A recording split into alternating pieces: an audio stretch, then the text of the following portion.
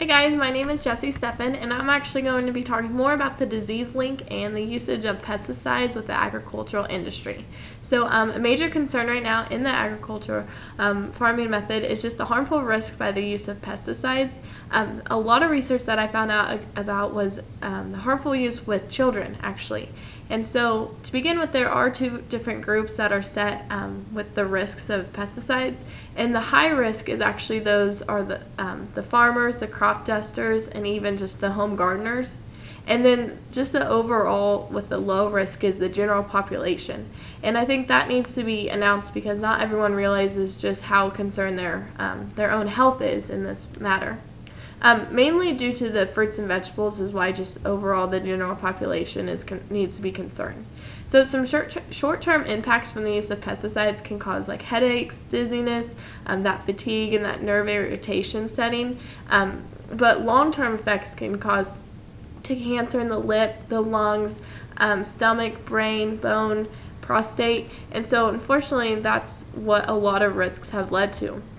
Now, the children are definitely a huge part of who the risks are going out for, and there's a lot of things I had learned about this. The human brain is not really fully formed until about the age of 12, and so for children, the common pesticides are entering their brains and it's hurting the development of their central nervous system. And also children don't have a fully developed immune system, so they're not able to fight off that initial attack of the pesticides.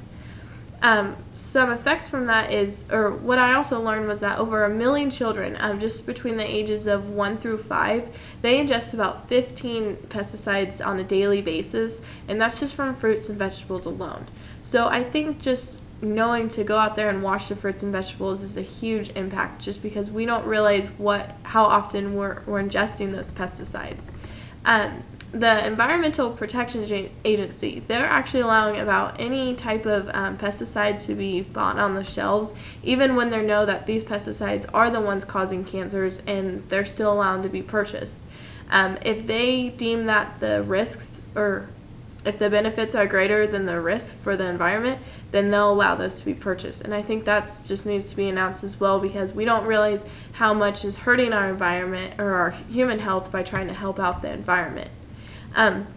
If you go to slide 5 on our PowerPoint, I did a graph over the pesticides found just in our common foods, and I think this is eye-opening because when you just look at milk, the apples, potatoes, just all the numbers of how many different pesticides can be found is just eye-opening. Is how I feel.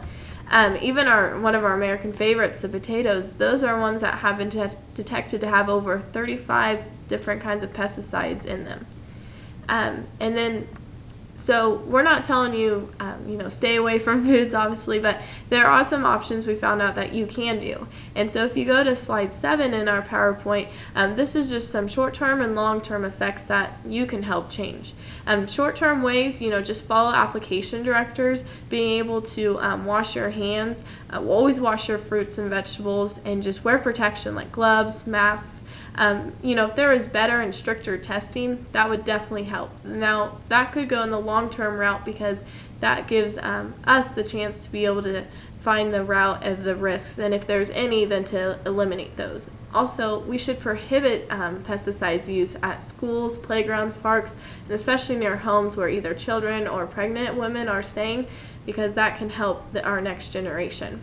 And finally, to wrap up, the best way as far as our long-term solution, that lies in organic farming.